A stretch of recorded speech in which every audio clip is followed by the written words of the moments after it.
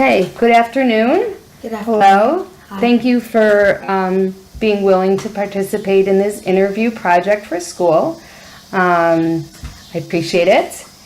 And so from what you've told me, we were going to talk a little bit about your experience in Taekwondo class and some of the issues that you've been having with your teacher, with your instructor, your master, right?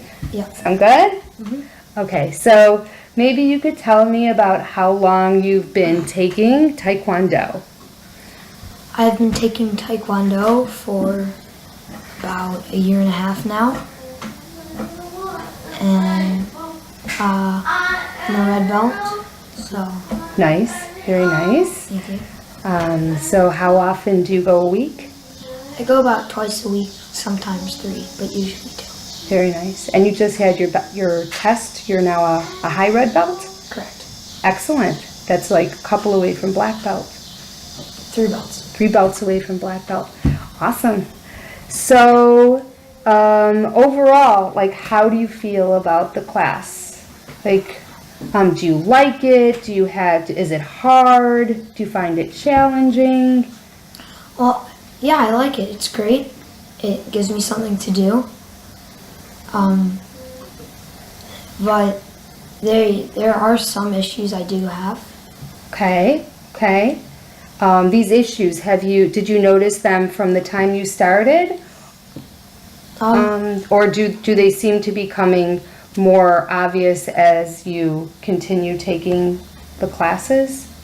Well, in the beginning, I'll give you an example of one of them, where my master, he always says how I need to have more power in my kicks and punches. And I feel I have a great amount of power, but he never actually says that, oh, nice job, you have a lot of power.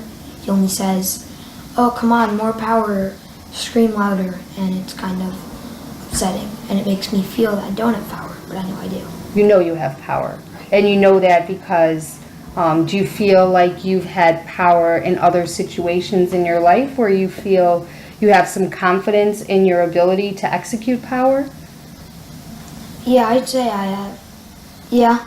Yeah, I don't know about times in my life, but yeah, I do. I know how to execute power.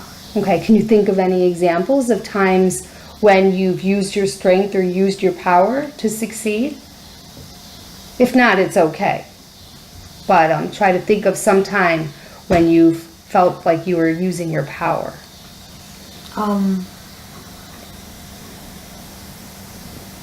Doesn't have to mean physical aggression power, just your inner power, your strength, your guidance. Maybe. Well, I can't really think of anything now. I'll tell you if I think. Okay. Tell me if you think of anything. But you just feel confident in your power. So, do you find it unusual that he would ask you to be more powerful, or do you expect more from you? I mean, it is a thing that he asks everyone. Like, it's one of his motivational quotes. But I mean, he says it too often to the fact where I just feel that I don't have power. Okay. Which I know I do. It's kind of like downgrading. Have you ever asked him, like, what specifically he'd want you to do differently, or what added power would look like? No. I don't really have to ask him what added power would look like. Here, he always does, or shows us what he wants. Okay. Yeah, I don't really ask him. It's probably nothing he would really answer to. Okay. In a way that would be helpful. Okay. So you don't think that it sounds like I know I have power. Right. It sounds like you know you're having power, and he's not acknowledging your power. Or maybe that he knows I have power, but he just wants me to push me to my limits. Even if he does do that, he has to say a compliment or something like, wow, you have a lot of power.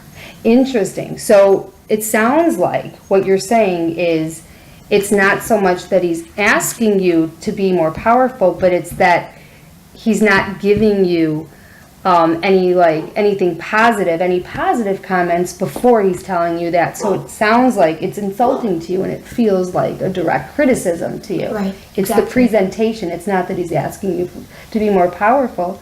Because, it's okay for a teacher, I guess, to want his students to Trying to be improve. motivational, yeah. Right. But and one more thing about that, when like we're saying Kia, and I do it, and then there are like little kids right next to me, he compliments them, and I get nothing. That's offensive. Okay. Have you ever Like- thought of talking to him about that? No.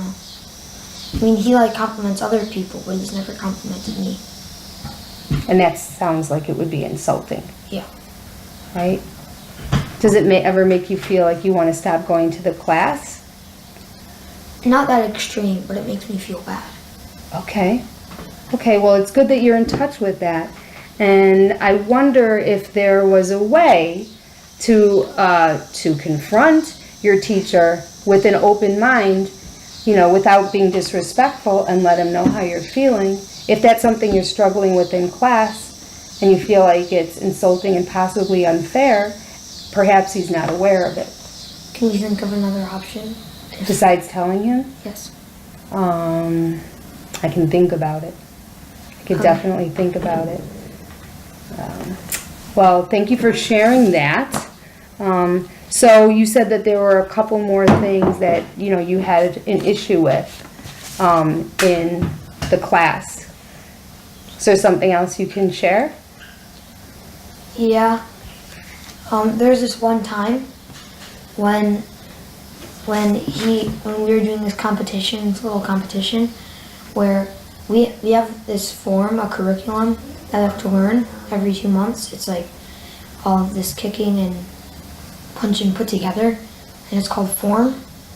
And so he had a competition where there are red belts and black belts and blue belts and green belts going against each other. It was small, it didn't really matter. And then they're taking out the people who they thought had the most power. And then it was the only people who were left were me and my brother. And then when I did it, I messed up once. It was a very small mess up, and I still kept going, which is hard. But I messed up once, I finished it. And then at the end, Master Lee, that's our name for our master, he said for everyone to line up behind who they think should win, and every single person lined up behind my brother Josh. I felt terrible. I'll bet it felt terrible. That's just... And I had no one. And there were maybe 60 people in the class, 40 people in the class that day. Wow. And it was terrible. Yeah, that sounds like it was a pretty, big, big deal that even... Yeah, it made me feel terrible for like the rest of the day. But you still, like you said, you made a little slip up, but you still kept going, right? Right. You didn't give up, you didn't stop. That was you pushed all the way through. That was 2 months ago. You know what that sounds like to me? That sounds like your inner power and strength. That you just kept going. You didn't stop in the middle and get silly or sit down or walk away, right? And then it sounds like the end result was that, he tried to get the class to make a decision of who was more powerful, and they all went to your brother. Right. Because he didn't, maybe at that time, he didn't make a mistake. In my opinion, which is kind of biased, but I think I did have more power, but I did mess up once, so I kind of ruined it for everyone's perspective. Well, that sounds like an uncomfortable situation. Yeah. Is that something you feel like you could bring up to your master? Ever talk to him about, so it shouldn't happen to you or to somebody else like that again? I think my dad consulted him. That your dad consulted? Or that your dad will consult? Yeah, but I think he did. I'm not sure. Do you think it's important that Master Lee that's brought up to him? It's kind of late, so I think it's kind of strange to bring it up, but maybe if something else happens again, then definitely bring it up, yeah. And why do you think that would be important to bring up to him? So he knows not to do it again, because it's insulting, Right. and it just does not make me feel good. I guess he didn't know what the outcome would be like, so I guess it's not his fault, but he knew something would happen. It was his choice. He was the one who brought out the people, and it ended up to be me and my brother. Right. Right. Which seems, kind of complicated, right? To go up against your brother and knowing that people are going to make a choice between you and your brother. at the dojo, it doesn't matter, but when we get home, it's a conversation brought on. Like, oh, I'm better than you or something like that. Okay, and it's something that your brother could use against you or something, right? Right. But, what's interesting is that the fact that you don't allow it to get in your way, right? That sounds like strength, a lot of strength in you, that you keep going back to the class. And you still have respect for your master, right? Even though he do. you still respect I mean, him. those as are a- the small things. He still is a great teacher. Right. Well, that's most impressive. That's pretty neat. Thank you. Pretty neat guy. So we have to break now, but I hope we could talk about this some more. And maybe, through thinking about it, you can, or if something else happens again, you could find a way to, with your level of strength Yes. and understanding of This the was definitely situation. helpful. I'm so glad that you could find a way to bring it up to your master in a way that he would be understanding and aware that that's not maybe Okay. the best practice. It's not okay. So he doesn't do it to you, and Or even more anyone so else. to someone else who might not have that inner strength, and maybe they would quit if something like that happened. But you don't sound like a quitter to me.